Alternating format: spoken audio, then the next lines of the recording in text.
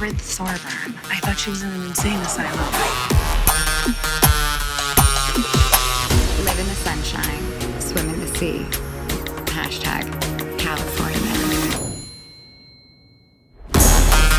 LA is the best. I'm making a ton of new friends. You should totally follow me on Instagram. Are you an escort or something?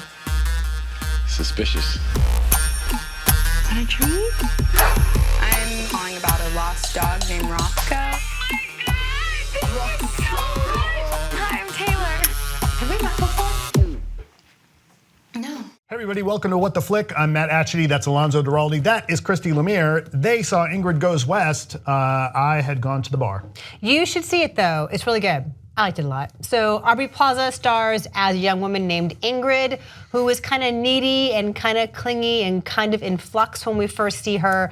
She sees a magazine article about a woman named Taylor, who is like the epitome, the personification of boho-chic. And she lives in Venice and has like all the right hats and clutches and eats all the right avocado toast. And Venice, California. Yeah, Venice, California, I should specify.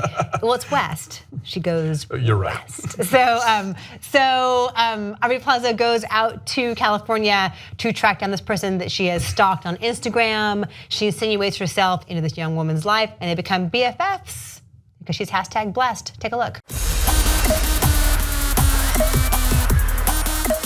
Nikki, where's my phone? Your password to your phone is my sister's birthday. I'm not a psychopath.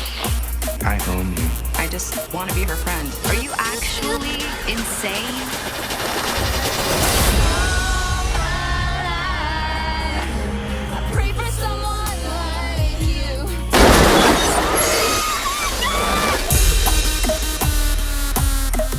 So single white female turned 25 this week. Yes, and that's updated for the social media age. Yeah, kind of. There is something, I mean, like, yeah, in a lot of ways, this is that movie without the sort of creepy lesbophobic subtext.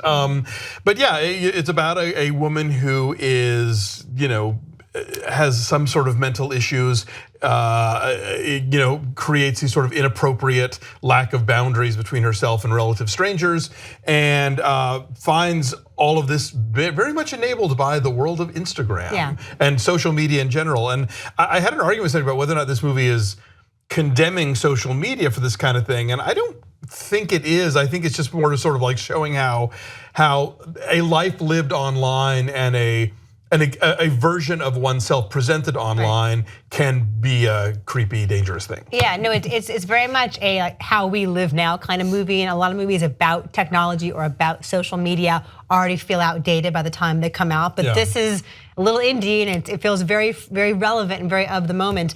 And yeah, it's true. I mean, people I think who are these Instagram tastemakers, and they exist, and it's bullshit. But people who get like paid to, hold the right clutch and say, oh, I love my purse or whatever. Oh, I love my avocado toast. The thing at Grateful Kitchen is dead on. There's a place in LA called Cafe Gratitude where have you been there? No, but I haven't because of what you're about to say. There's one in Larchmont. There's one in Larchmont, and there's always like a question of the day. And when your server comes to you, they say like, what's your favorite thing about the person you're having brunch with, or whatever it is. And so that part of the movie, that whole restaurant, and everything is on the menu is like named for like the inner peace, right? Or the bliss. Or it's dead on. It gets a lot about Los Angeles, right? Bring me some bacon and shut up. Yeah, it gets a lot about California, right? Can I have the veal, please?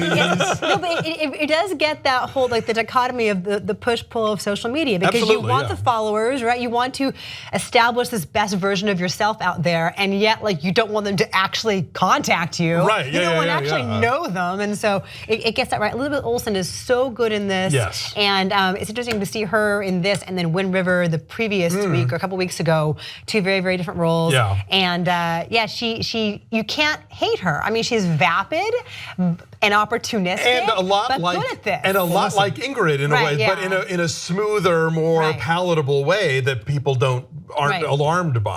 They're both strivers, they're both climbers in their own way. I'm gonna say I'm glad that we can see a person that is vapid and opportunistic that doesn't need to be hated, because otherwise all would be lost for me. No, she's really, no. But think about how many people we know, and I'm guilty of this too, who will like only put out the cutest picture of whatever, of their kid or their breakfast or whatever, and we all do this. Well, one of the best scenes in the movie is when they go to Joshua Tree, because of course she has a place in Joshua Tree, and she makes this poor guy like shoot multiple photos of To this get the right allegedly angle. spontaneous moment in Joshua Tree, Yes. and so it's really, really dead on.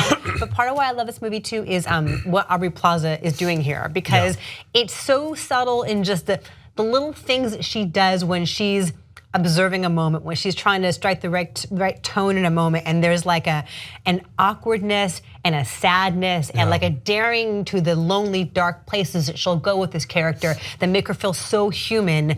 And so I love the choices that she makes. She's great, and we've kind of gotten used to what the Aubrey Plaza character is going to be, which is going to be like just short, sharp Strident. shocks of of angry, funny stuff. And yeah, she gets to do a lot of different stuff here and be very fragile here, and You feel for her. and terrifying too. So so it's a great. But yeah, she's great. Elizabeth Olsen. I mean, the whole cast. O'Shea Jackson Jr.